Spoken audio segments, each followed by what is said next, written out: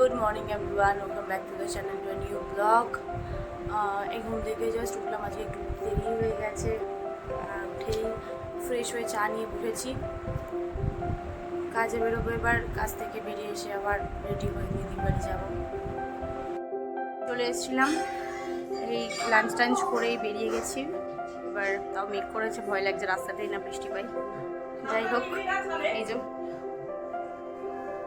তারপর রামতলা স্টেশনে চলে এলাম, টিকিট কেটে এবার প্ল্যাটফর্ম ধরে ধরে হাঁটতে লাগলাম।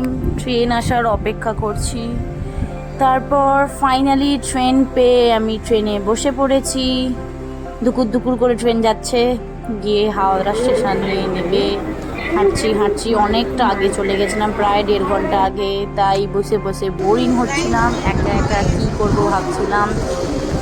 এই করতে করতে ফাইনালি ট্রেন দিয়ে দিয়েছে।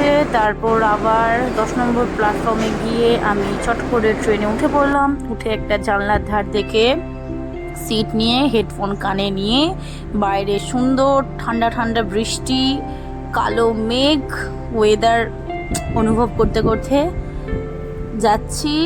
জাস্ট অসাম লাগছিল, বাইরেটা মেঘ লাগছে। তারপর ফাইনালি 3-3.5 ঘন্টা জার্নি করে এলাম।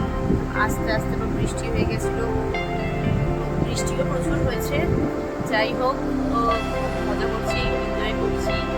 অনেকদিন পর এসেছি দিদির বাড়িতে, এখানে এলে আমার যেতে ইচ্ছে করে না, কিন্তু কিছু করার নেই, যেতে তো হবে প্রস্তুতি। তো এখন সবাই মিলে এবার ডিনারে প্রস্তুতি করছে। ডিনার করে শুয়ে পড়ছে সকাল থেকে। ব্লগটা যদি কিছু ভালো লাগে